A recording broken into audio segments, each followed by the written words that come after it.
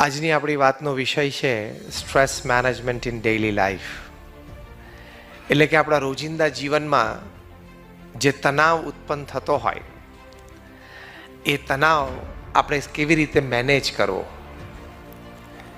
કોઈ પણ મનુષ્ય જીવન એ સંપૂર્ણ તણાવ વગરનું તો જતું જ નથી.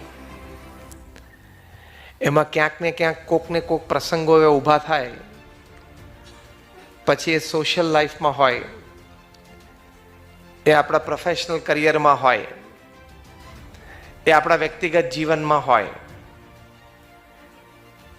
ક્યાંક ને ક્યાંક એ તણાવ તો ઊભો થાય. આપણા ધાર્યા પ્રમાણે કામ ન થાય, આપણા ધાર્યા પ્રમાણે આપણા સંબંધો ચાલે નહીં, અને ઘણી વખત તો એવું પણ બને એક્સિડન્ટ થાય. તમે ગાડી વ્યવસ્થિત ચલાવતા હોય પણ સામેવાળો પીને ચલાવતો હોય તો એ રોંગ સાઈડમાં આવીને તમારી જોડે એક્સિડન્ટ કરીને તમારે હોસ્પિટલાઇઝ થવું પડે. Sometimes circumstances create stress. You are not solely responsible for the stress in your life on such occasions. પણ પરિસ્થિતિને સંજોગો એવા ઊભા થાય કે ફિઝિકલ, મેન્ટલ, ઇમોશનલ ડેમેજ આવે લાઈફમાં. Physical, mental or emotional damage, and that creates stress in your life. એવી પરિસ્થિતિ સર્જાય તો આવા અનેક પ્રકારના તણાવ એ આપણા જીવનમાં આવે છે. એને કેવી રીતે મેનેજ કરવા? Stress free life is not possible for any human being. Be it a beggar living in a hut, a rich man living in a mansion, or the head of the state living in a presidential palace. Stress is an inevitable part of life. એ જીવનનો એક અવિભાજ્ય હિસ્સો છે અને દરેકને રહેવાનો. It was yesterday, it is today, it will be tomorrow. Primitive એજમાં પણ લોકોને ટેન્શન હતું, સ્ટોન એજમાં પણ લોકોને ટેન્શન હતું, આજે પણ છે અને 1000 વર્ષ પછી પણ રહેવાનું. કારણ કે વ્યક્તિ છે, વ્યક્તિના વિચારો છે, વ્યક્તિના સ્વભાવ છે, વ્યક્તિની ઈચ્છાઓ છે, that pulls and attracts all kinds of stresses in your life. એને પ્રોપર મેનેજ કરવું એ તો સારી રીતે આપણે જીવન જીવી શકીએ. અને જે સ્ટ્રેસને મેનેજ ના કરી શકે એ બ્રોક ડાઉન થઈ જાય, અથવા સ્ટેટ ઓફ ડિપ્રેશનમાં જતા રહે, અથવા તો હેવી સેટબેક જીવનમાં આવી જાય, અને ઘણા તો સુસાઇડ પણ કરી બેસે, નાસીપાસ પણ થઈ જાય, અને ઘણા ગાંડા પણ થઈ જાય.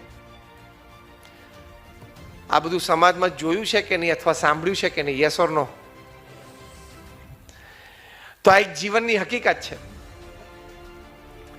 તો સ્ટ્રેસ જીવનમાં ન આવે એવી તો શક્યતા નથી, પણ મિનિમાઇઝ થાય એવી શક્યતાઓ છે. મિનિમાઇઝ થયા પછી મેનેજ થાય એવી પણ શક્યતાઓ છે. એની માટે અમુક સ્પષ્ટ વિચારધારા અને અમુક સ્પષ્ટ વર્તનો એ જીવનમાં જરૂર છે. એટલે કે અમુક સ્પષ્ટ સમજણ અને અમુક સ્પષ્ટ વર્તનો એ જીવનમાં ખૂબ જરૂરી છે. Let us start with a case study. એ કેસ સ્ટડીના અંતે દરેકે વ્યક્તિગત વિચાર કરવાનો છે, અને પ્રવચનના અંતે આપણે એનું રિઝલ્ટ ડિસ્કસ કરશું. એક કેસ સ્ટડી એવો છે, let's have and start a comparison between Elvis Presley and Mirabai. એનો એક કેસ સ્ટડી કરીએ આપણે. એલ્વિસ પ્રેસ્લીનું બધાએ નામ સાંભળ્યું છે? હા કે ના? હાથ ઊંચો કરો. The king of rock and roll, perhaps the greatest entertainer the planet has ever produced. અને મીરાબાઈ માટે કંઈ એવું ક્વીન ઓફ ભજન તરીકે ટાઇટલ કોઈ આપ્યું નથી, અને એમના હયાતીમાં કે વિશ્વ પ્રસિદ્ધ થયા નહોતા. એલ્વિસ પ્રેસ્લી 21 વર્ષના હતા ત્યારે there were 78 Presley products in the market. He was endorsing 78 products. એલ્વિસના jeans આવતા, એલ્વિસના મૃત્યુ પછી ખાલી આ એક અક્ષર આગો પાછો કરી નાખ્યો એટલે લેવિસના જીન્સ આવે છે. એ બેઝિકલી એલ્વિસ જીન્સ હતા. મીરાબાઈ એમની હયાતીમાં જ્યારે પૃથ્વી પર હતા ત્યારે તો એક પણ પ્રોડક્ટ એન્ડોર્સ કરતા જ નહોતા, કારણ કે ઇન્ડિયામાં તો કેવી એન્ડોર્સિંગ સિસ્ટમ 500 વર્ષ પહેલા હતી નહીં, પૃથ્વી પર ક્યાંય નથી. એલ્વિસ પ્રેસ્લી માટે એની જે પ્રસિદ્ધિ છે, એના બાયોગ્રાફર માઇક સ્ટોન એવું લખે છે કે Elvis is only the second person in history to become famous by the first name after Jesus. Jesus Christ પછી પહેલા નામથી પ્રસિદ્ધ થઈ કોઈ બીજી વ્યક્તિ હોય તો એ એલ્વિસ છે. મીરાબાઈ માટે તો કોઈ એવું જીવન ચરિત્ર લખ્યું નથી. એલ્વિસ પ્રેસ્લી એમની પોતાની હયાતીમાં એમની 500 મિલિયન રેકોર્ડ્સ વેચાલી. તે જમાનામાં પેલી રેકોર્ડ ડિસ્ક હતી મોટી. મીરાબાઈના એક પણ ભજન એમના પોતાના વોઇસમાં રેકોર્ડેડ જ નથી. અને એલ્વિસના તો પોતાના 500 million records in his life time. Elvis પ્રેસ્લીએ એમના લાઈફ ટાઈમમાં his own self earned by his own talent and persona $1,000 million. 1974માં એની પાસે $1,000 million હતા પોતાના કમાયેલા. અને મીરાબાઈ પાસે પોતાના કમાયેલા પૈસા કેટલા હતા? એક પણ નહીં. કારણ કે એ કંઈ પબ્લિક પરફોર્મન્સ આપતા નહોતા, એમની કોન્સર્ટ્સ થતી નહોતી. એલ્વિસ પ્રેસ્લીની કેવેલકેડમાં 7 લિમોઝિન હતી. તે વખતે અમેરિકાના પ્રેસિડેન્ટ લીમો વાપરતા. એલ્વિસ પ્રેસ્લીની 7 ગાડીઓ એક જ number plate, which is a big status. અને 7 ગાડીઓ ઉપર પેઇન્ટની સાથે ક્રશ ડાયમંડ સ્ટડેડ હતા. So the cars were studded with crush diamonds. દૂરથી 7 ગાડીઓની કેવેલકેડ આવતી હોય ને, ચમકે અને દેખાય. મીરાબાઈને એક સ્થાનેથી બીજા સ્થાને જવું હોય તો કેટલી ગાડીઓ હતી? પગપાળા ચાલતા. એલ્વિસ પ્રેસ્લી રોજ સાંજે કોન્સર્ટ આપતા. Out of 365 days it is said that he had 350 evenings booked. Mirabai તો રોજ સાંજે બિચારા સંધ્યા આરતી વખતે બાકે બિહારીના મંદિરમાં બેસીને ગાય. 5-10 ભક્તો આજુબાજુ ફરતા હોય, બુઢા ગઈઢા, સંગીત સમજે નહીં એવા, એ બધા બેઠા હોય. એલ્વિસ પ્રેસ્લી એ જ્યારે એક દેશમાંથી બીજા દેશમાં જતા ત્યારે જેટ બોઈંગ 2 પ્રાઇવેટ ઓનરશિપમાં એ ફ્લાય કરતા. એક જેટમાં એમનો સ્ટાફ, એમની ઓડિયો સિસ્ટમ જતી, બીજા જેટમાં એ પોતે ટ્રાવેલ કરતા. મીરાબાઈ તો જિંદગીમાં પ્લેન જોયેલું જ નહીં. હવે તમને પહેલો પ્રશ્ન એ થાય તો આ કમ્પેરિઝન ચાલુ શું કામ કરી? કમ્પેરિઝન સચિન તેંડુલકર અને વિરાટ કોહલી વચ્ચે થાય, સચિન અને આપણી વચ્ચે થાય નહીં. ભલે તમે એની ઇન્ડિયાની એક પેલી સ્પોર્ટ્સ ક્લબમાં ભલે કેપ્ટન હો, પણ તોય you can't be compared with Virat Kohli or Sachin Tendulkar. Am I right? તો તમને પ્રશ્ન એ થાય કે એલ્વિસ પ્રેસ્લી અને મીરાબાઈની કમ્પેરિઝન શું કામ ચાલુ કરી?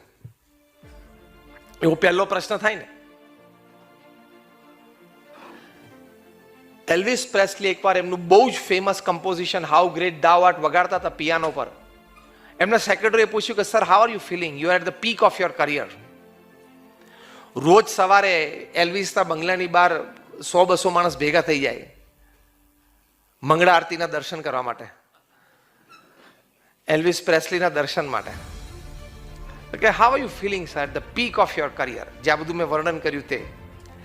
ત્યારે એલ્વિસે નિસાસો નાખ્યો, પિયાનો ઉપરથી બંને હાથ લઈ લીધા અને બોલ્યા, એક્સ્ટ્રીમલી અલોન. એટલે રોજ સાંજે 2000 માણસ તને સાંભળવા આવે છે, રોજ સવારે તું બેડરૂમમાંથી બહાર ગેલેરીમાં આવે ત્યારે 100 માણસો તારા દર્શન કરવા માટે, એટલે તને જોવા માટે આવે છે. અને રોજ સાંજે કોન્સર્ટમાં એલ્વિસ પ્રેસ્લી જ્યારે પીક ઉપર હોય ત્યારે પોતાનું લેધર જેકેટ કાઢીને ફેંકે ઓડિયન્સમાં.